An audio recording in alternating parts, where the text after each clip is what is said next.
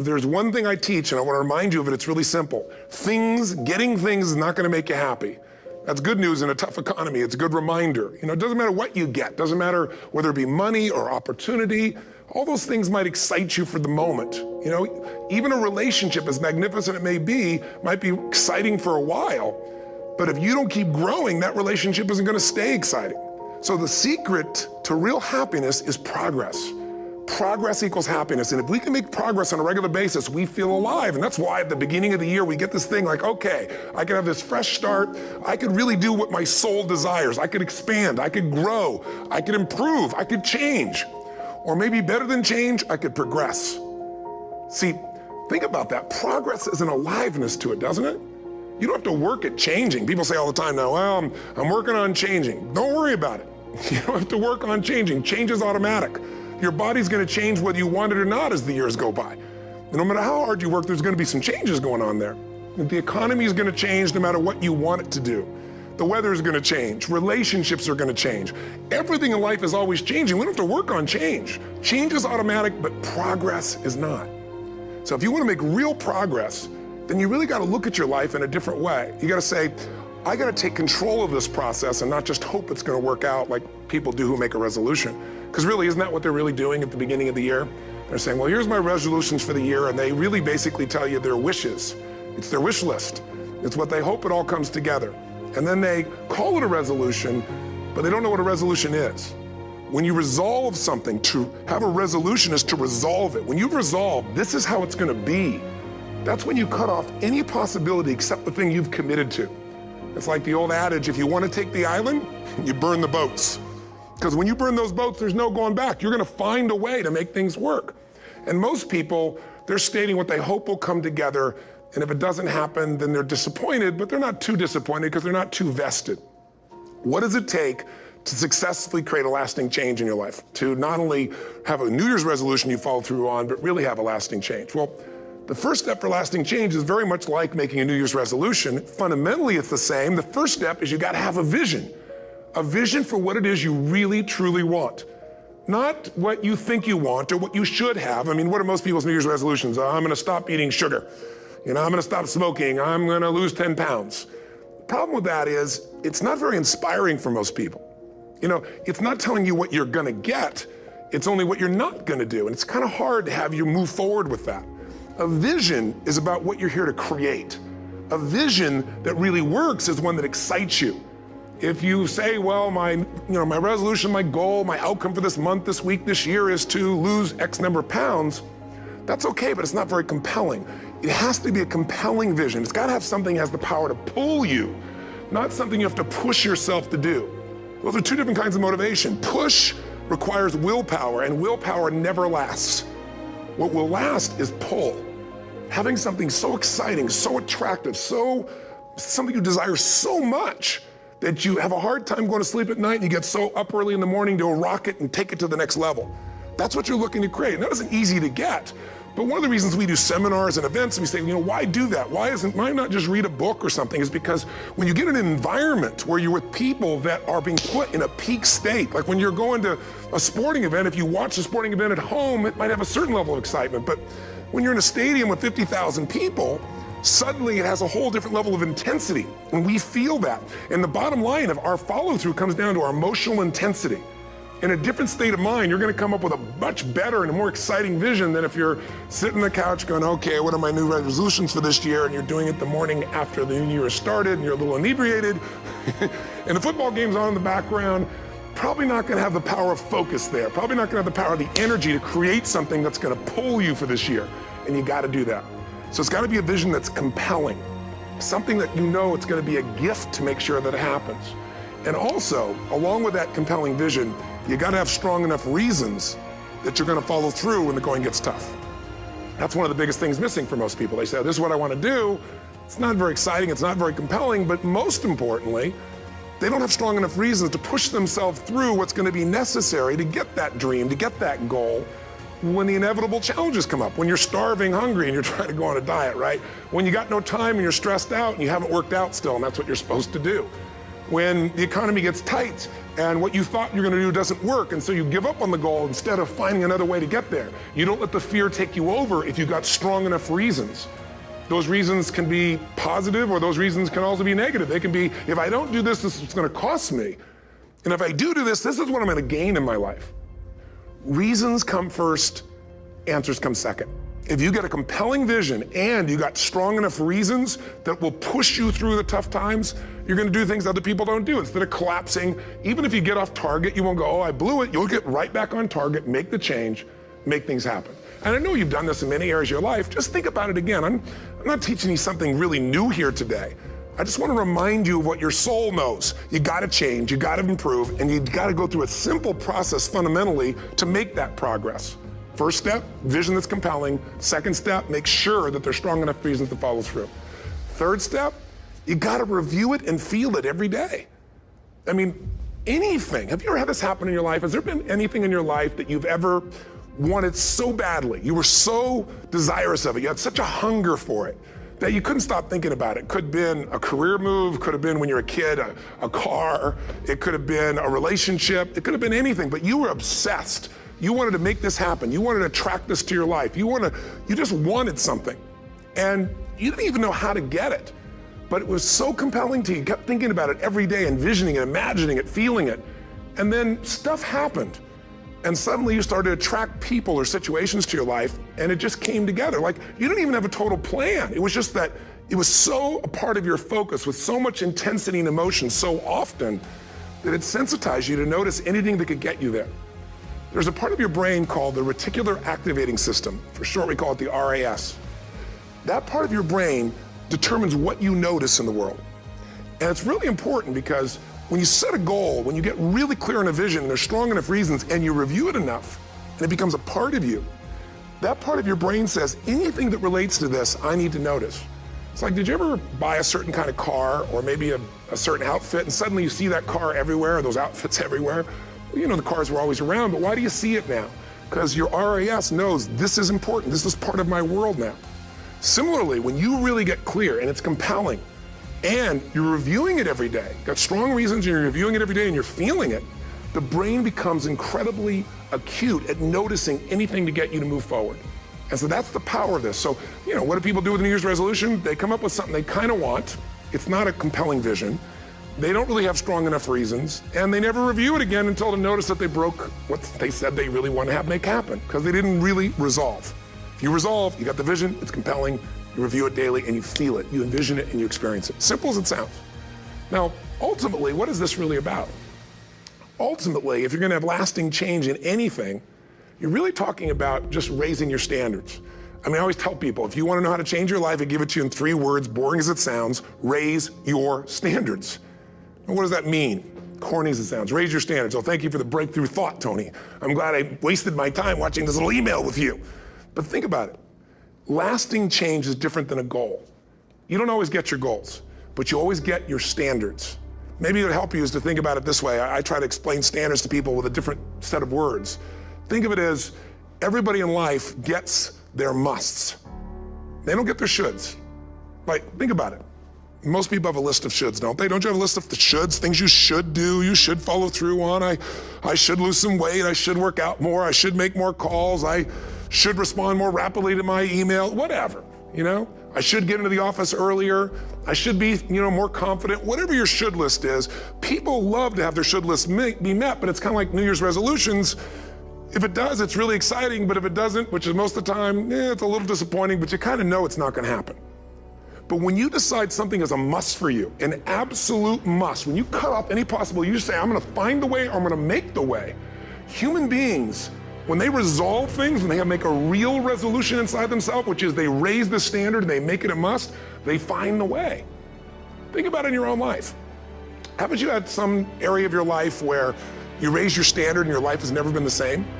Maybe at one time in your life you smoked cigarettes, or you did something and you did it for years and you kept trying to change it, and kept telling yourself, I should. And then one day something happened. Something just clicked you over. Something took you over that kind of tipping point. And inside yourself, you said, no more. And it was a very, very different experience, wasn't it? Something inside of you shifted. And what was a should became a must, and you've never gone back. Is there an area like that in your life you can think of? Again, did you ever smoke cigarettes? Did you ever eat a certain way, drink a certain form of alcohol, and then finally say no more, and you just don't go back? And notice this, it doesn't really take any willpower anymore. Because somewhere when we make this click, when we make something a must, we attach ourselves to it. It becomes part of our identity. And one thing I've learned in the last, 33 years of working with people from now over 100 countries, 4 million people, is human beings absolutely follow through on who they believe they are. If you said to me, well, I'm really gonna work hard to stop smoking, but I've been a smoker my whole life and I am a smoker. I know your days are numbered. You're gonna be back smoking cigarettes again because we all act consistent with who we believe we are. I tell people the strongest force in the whole human personality is this need to stay consistent with how we define ourselves. If you define yourself as somebody who is really conservative, you're not gonna be crazy and act nuts unless you're really drunk or something, and then you can say it's the alcohol, when it's really just you finally getting permission to be yourself. The alcohol is your excuse. If you're a really crazy person, you act crazy, outrageous, playful. You don't act conservative because that's not who you are. Very often people say, well, I can't do that. I'm not that kind of person. And I always say to people, really, when did you define yourself? I mean, really, how many years ago did you come up with what you could and couldn't do in your life? How many years ago? Most people, if they really look at how they're living their life today, it's based on a set of standards, a set of beliefs that they made choices about 10, 20, 30 or more years ago. I mean, very often we made decisions in our youth or very young about what to believe, about what we were capable of, about who we are as a person, and that becomes the glass ceiling, if you will, that controls us. There's a corny metaphor, but it's true. I remember one time I was with my family at the circus and there was a person there and they had this big giant elephant, and you look at this elephant and they take this little rope, put it around the elephant's neck, and they drive this stake into the ground. And I mean, you look at this and you know that elephant could rip down the entire tent with almost no effort, and yet the elephant doesn't struggle, doesn't try. Why? Because the elephant's conditioned. And they take that elephant and condition the elephant when it's a baby elephant. That's how they train them. When it's a little baby elephant and it doesn't have the power yet, they put a big rope around it and they drive this huge stake in the ground, and the elephant fights and fights and fights. And one day, finally, that elephant decides, I'm not capable of pulling this out. And once that becomes the definition of an identity of anyone, an elephant in this case, they don't even try anymore. It's just who I am, that's how it is, that's just the way it is in my life. I'd like to ask you to take a look at any place you've got a limitation and ask yourself, when did I decide to accept that limitation? And you may not even see it as a limitation, you might see it as just that's who I am. But so often in our lives, we've adapted to be a certain way so that we don't fail or so that people will like us or respect us, but it's not necessarily who we are. Joy comes when you're spontaneous. It's really hard to be truly happy when you're not being yourself. And most of us have no clue who we are. And so a big part of my work, if you've ever been to an event, you know, is to get people to do things spontaneously without thinking, because that's when the real you shows up. That's when the energy comes alive. And when you do that, when you start to connect to your true nature, suddenly there's energy available for you to set a higher standard for what you want in your life. That's what this is really all about. And when I talk about standards, when I talk about, shoulds versus musts, think about your own life.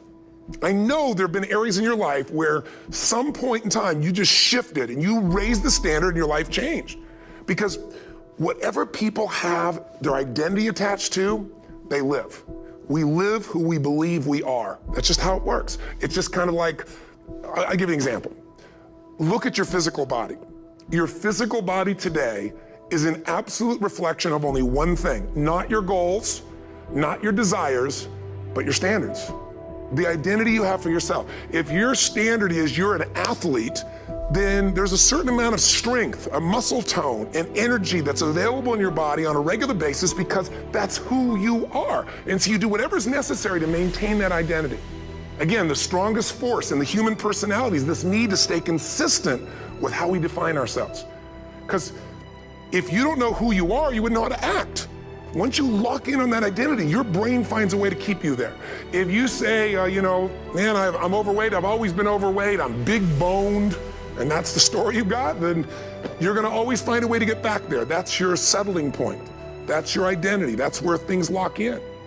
if you see somebody who's in really great shape, you ask them, do you work out? You know the answer. Yes, how often? And they'll tell you 3 times, 4 times, 5 times a week, whatever. In a seminar, I'll ask people, who here works out at least 5 days a week? And I'm stand up. And you look around that room, and you know that they work out 5 times a week because you can see their body. You don't just get a result without some kind of action, without some form of ritual. Ritual meaning actions you do consistently. Now, do you think those people that are out there working out 5 days a week, do they have more time than you do? Or I have, or anybody else? Of course not. Is their life less busy? Of course not. It's just a must for them. They must work out that way, and they've made that turn and their life's changed. So I'm not saying you have to work out 5 days a week. I'm just saying whatever you really want, wants don't get met consistently, standards do. Whatever you identify, this is who I am. And so it's not so much about changing your identity as there's expanding it. You know, deciding that, you know, instead of your goal is to lose 10 pounds, which is not compelling, what if your vision was to get back to my fighting weight? You know, this year, this month, this next 90 days, I'm gonna transform my body. I'm gonna take on a new challenge. I'm gonna find some technique or strategy, there's a million of them, that can reframe myself where I want to feel younger, stronger, more vibrant than ever before. Here's my reasons, because I want the energy to really make my life work, because it's tough out there and I want to be stronger than I've ever been before. I want to go in front of the mirror and if I'm naked, not, you know, want to laugh. I want to look there and take a good look and go, yeah, I'm proud of whatever I see there. Whatever it takes, something's gonna make you laugh, smile, something that's gonna tease yourself, but something's gonna move you to another level. If you identify yourself in a new way and you own that every day, and that becomes the standard of how you live, you'll find the way to make that standard real. Money's the same way. Think about it, it doesn't matter what's happening, quote unquote, in the marketplace. People that make money find a way to make money no matter what, don't they? I mean, most people's standard is to pay their bills. So that's what most people find a way to do, even when economic times get tough. Most people, if that's their absolute standard, they find a way. Some people's standard is pay their bills most of the time. And so most of the time they do. Some people's standard is not just to pay their bills, but to take care of their family and maybe even some of their friends. And they find a way. In fact, you know, some people may be in a family where they don't have enough money. They barely have money to pay their bills. They work their guts out. And then somebody, their mother, their father, somebody else, their sister gets ill, and there's not enough money to take care of it. Nobody else has money in the family. They don't either, but they find a way to get that money to take care of their mother or father, don't they? And pay their bills. They never could do it before. Why? The situation made them raise their own standard. And not everybody does that. Somebody else in the family might have money and still not take care of their mother. It all comes down to the inner game, my friends. Changing your life is a change in the inner game. The outside world you can't control, but you have absolute control over this one if you learn the dynamics of what shapes you. And identity is one of those simple, clear, fundamental basics that if you start to shift it, everything else will shift in your life as well. Some people, by the way, have to have more than enough money to do what they want, when they want, where they want, with whomever they want, contribute the way they want. And if that's their must, they find a way. I know that sounds overly simplistic, but it's true. You know, somebody once said you could take all the money in the world out of the hands of everybody, out of all the wealthy people in the world who are really successful, give it to other people. It wouldn't take too long, those people would have it back in their hands. It's not because they're manipulative, it's because they have a standard. Some are manipulative, don't get me wrong, but they got a standard of what they're gonna find a way to make happen. I'm just simply saying to you, take those 3 magic words and live them. Raise your standard. And if you really wanna do it, then I'll tell you the most important secret. Have you ever done this? Have you ever told yourself you're raising your standard? Okay, I'm gonna go make this happen. I'm gonna go make this much money. I'm gonna transform my kids. I'm gonna create the ultimate relationship in my life. I'm gonna transform my body, whatever it is. And then you don't have strong enough reasons and you don't use it. You don't follow through. It's because you didn't back up your standards with what makes those standards real, and that's rituals. Rituals are where the power is. Whenever we do our Robbins results coaching, and we say Robbins equals results, the way we get results with people, it's the same way if you listen to my Ultimate Edge program, or back in the old days, Personal Power, or if you went to one of my seminars. You know what I do is I take these huge challenges you got and we break them down into little bite-sized steps. Little things you do each day that after you do them, you get so much momentum that it's easy to succeed. You're not overwhelmed. You have these victory day after day after day on little things. If you went through Ultimate Edge, I'm sure you learned about the hour of power, or the 15 minutes to be able to be fulfilled, or 30 minutes to thrive, where you literally just condition your body and emotion with a couple little rituals So it doesn't matter what's going on in your world, you feel that strength, and it's not fake, it's not some pump up, it's coming from inside you, and it works. Rituals define us. See, all the results in your life are coming from your rituals. They start with a standard and then have rituals that follow it up. Like, for example, if you are where you want to be physically, you have very different rituals than if you're not where you want to be physically. If you're overweight, you and I both know you got a different ritual than if you're physically fit. Completely different.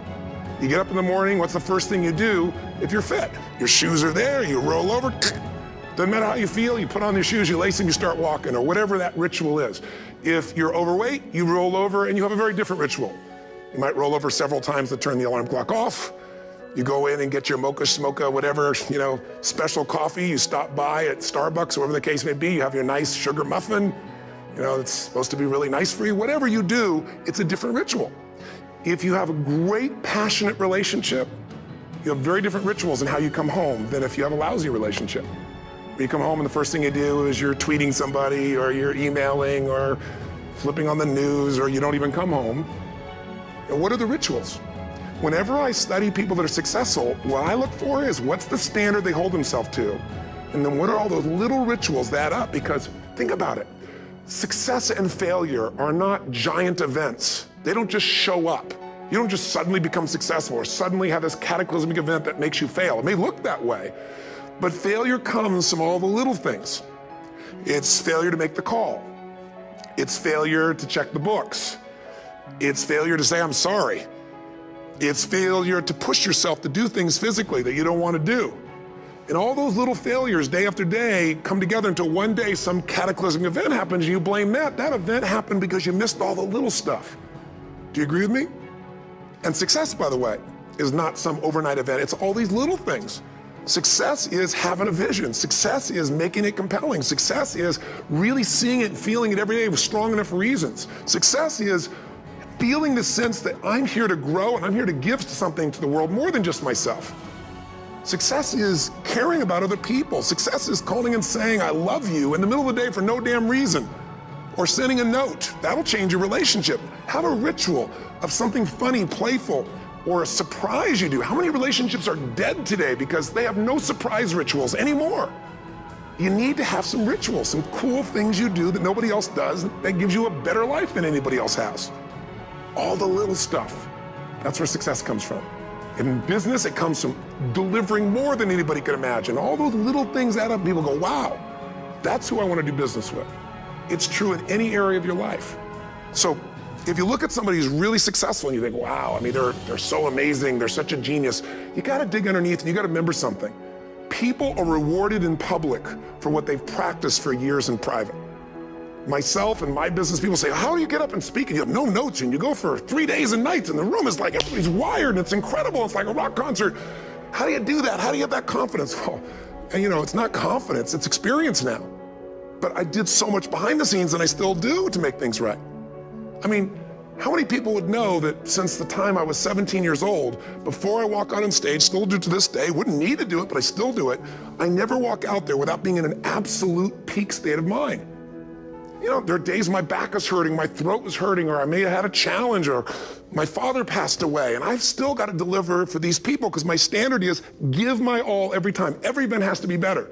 Talk to anybody who's been to our events for 5, 10 years, some of our trainers, and I'll say, I don't know how he does it. He always finds a way to make it better. That's not an ego thing. That's a standard in me. I have to find the way. And my ritual, though, is I prepare, I think, I gather new information, I figure out how to put something across better. What do people need? I spend time with our customers. I see what's going on. And before I get on stage each time, I have this little ritual to put myself in a state of mind. And I did it starting like 17 years old. I started doing it. I'd say, I now command my subconscious mind. And I say this out loud several times, this little phrase, set of phrases, as an incantation to kind of condition my mind and body. And I'd say, I now command my subconscious mind to direct me in helping as many people as possible today by giving me the strength and the emotion and the humor and the brevity, whatever it takes to show this person and help this person change their life now. And I started that with a person when I worked with people one-on-one, and I would do that for 45 minutes driving in my Volkswagen to go serve and coach somebody for the first time.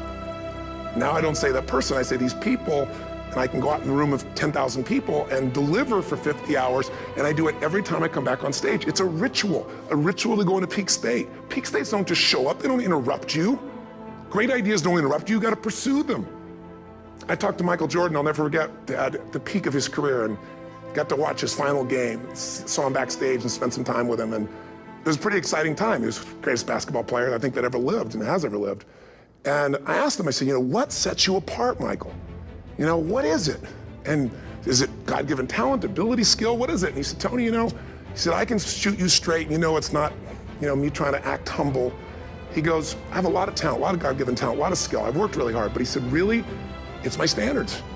He said, every day I demand more from myself than anybody else could humanly expect. I'm not competing with somebody else, I'm competing with what I'm capable of. Magic formula. Because most of us lower our standards, why? Because who you spend time with, my friends, is who you become. One of the biggest reasons I started going to seminars when I was like 17 is I had nobody around me as a great role model. I could read about somebody, but being around people, being in that environment was very different. Finding a way to go to work with someone who lived that standard of life was very different. You get around people with low standards and you compete with it, you don't need to compete with it. It's like, okay. Remember Jerry Springer? I don't know if he's still in the air, but I remember he used to get people on the show and I thought, where would he find these people? And why would people watch? I'll tell you why they watch. They watch these people and go, my life's still pretty darn good compared to that person. Look at them.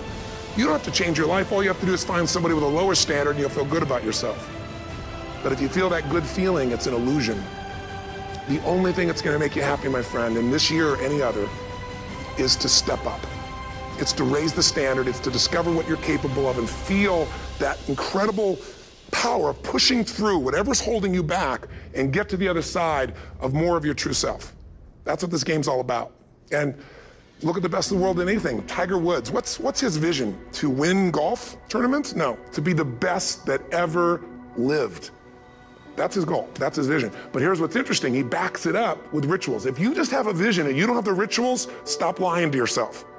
His rituals are, he started doing things nobody did before. He went and started lifting weights. Golfers lifting weights? No way. He went out and he changed his swing when he was the best in the world because he realized in order to be the best that ever lived, he's gonna have to change his swing. If you know anything about golf, you don't change your swing when you're the best. And he went and retrained himself because he has different rituals than other golfers. Now many people are modeling his rituals to get better. It's amazing. You look at somebody like Michael Phelps, the 2008 swimmer, won 7, only 2 people I think in history, if I remember correctly, that have gotten 7 gold medals in one session. And here's a guy, he's got number 6 under his belt and he's exhausted and he's going in for that final swim. I'm sure you remember. And how does the guy win? By 1/100th of a second. Do you think that was some massive skill that got him over the top? Or was it a standard that says, this is who I am? I am the champion. And no one is taking this from me. And somehow in those final milliseconds, 100th of a second, he pushed himself just beyond his competitor. But you know about Michael Phelps? What allowed him to be able to push beyond that moment is his rituals. Go study the guy. Most people who swim have these unbelievable workouts. He does 2 and 3 of those workout sessions a day. All the other swimmers in the beginning thought he was insane. You're gonna overtrain, you can't do that, it's not physically possible. But he had a standard and the rituals to back it up. So here's my final message to you, because I've gotten carried away. I thought I was gonna send you like a 5-minute message, but as you can see, there's no script here, it's just me going a little crazy with you, but I wanna really see you get what you want this year. Don't let this year be like last. And if last year was great, still don't let it be that way. Raise the standard. If your life is perfect and extraordinary, you darn well know you're not gonna be happy unless you keep making it better. That's what makes us feel alive. It's not what we get that make us happy, it's who we become and what we're able to give because we become more. That sense of contribution is what creates the deepest meaning. So here's my assignment for you if you want one. If you want to go from conversation to some action, here's a simple thing to do. What's an area of your life right now that you really want to improve? What's an area that's important to improve? If your body's great, how about your career? If career's great, how about your relationships? Intimate one especially, or your kids, or your relationship with your creator, your spiritual side of your life. Or is it your finances? Figure an area that really matters, decide on that area. Number 1, write down what your life is like in that area right now as specifically as possible. So you might say, well, I'm 13.5 pounds overweight, whatever the weight is, whatever the situation is, or my body fat's like this, or I wake up exhausted in the morning, and you write the truth of where you are right now. So you're real clear. Or I'm not in a relationship. I say I want a relationship, but I'm not in one, and I don't seem to find them. All the good ones seem to be gone is my belief. You know, and I really do want one, but I don't have it. Whatever your definition, or I'm in a relationship, and God, I wish I wasn't in a relationship. I'm planning my escape, wherever you are. Or I have a wonderful relationship, we love each other, but there just isn't enough passion. Just write the truth of where you are. The area you want to change, but write how it is. And then the second step is, this is where you gotta be really honest with yourself. What are the rituals that have put me there? Because whatever results you're getting, even if you don't like the results, there's some rituals that are keeping you in that place. There's some rituals of what you eat or don't eat, how you move or don't move, how you sleep or don't sleep. There's some rituals in the lack of variety or spice or energy or focus in an area. There's something you're doing, and it's usually not one thing, it's a bunch of little things that you kind of do consistently whenever you think about getting in a relationship, whenever you think about working out, whenever you think about money. You get yourself in a state of overwhelm. You start thinking about all the things you can't control. Just write down all the rituals you have, and then here's the third step. What do you want? What's your vision? And be really specific. I want to be my fighting weight. I want to be the strongest I've ever felt. I'm going to turn whatever it is, be specific. And then, last step number 4, what are the rituals that'll get you there? What would you need to do differently each morning if you're going to be that kind of energy, that kind of strength? How often would you work out? What days would you work out? What time? A ritual is something you do consistently, usually at a specific time, so it becomes automatic. Let me tell you something. Willpower doesn't last, but rituals can last a lifetime. I bet you have some rituals in your life right now you've been doing for years, even though some of them don't serve you. I'm just saying, wake yourself up. If you want a new year and a new life, you don't need to start on January 1st. Start today. Start with this little video. And just begin to see what happens and see how easy it is to just do a few little rituals. Don't do them all, just do 2 or 3 new things. And you know what happens? You'll get momentum. Because once you discipline yourself in one area of your life, you feel yourself doing it in other areas as well. And I always say something that my original teacher taught me. I always remind people, there's always 2 pains in life. There's the pain of discipline, or there's the pain of regret. And discipline weighs ounces, as my friend Jim Rohn taught me. Regret weighs tons. You don't have regret. So right now, what do you want to change? What's it really like? What are the rituals that got you there? That'll take a little homework. If you're not sure, ask the people around you. They'll tell you what your rituals are. What do I really want in depth? What are the rituals that'll get me there? And then get yourself to start a few of those actions and lock them in place. If I can help you in any way, we're here as a company to support you. Come have an event with us. Come to Unleash the Power Within or Mastery University, or get a coach. You can get a free coaching session if you call our company and click on something on this. We'll probably have something on it, or get a product. Or don't do anything with us, but do something with somebody, starting with you. If you make the changes in yourself, you're going to be proud this year, and no amount of money or accolades from other people can mirror the feeling of being proud of knowing you've taken back control of your life, or you've taken a great life to another level. Because once you do that, you have something you can give other people, whether it be your kids or your friends or your family, and ultimately that's what life's about. So thanks for listening. I don't know how long I went here, but I hope this has been helpful for you. I just thought it's a new year, and I want people to be able to truly create a new life. And until I see you again, hopefully soon, or gets a chance to meet you, live strong and live with passion. And of course, God bless you. Happy New Year.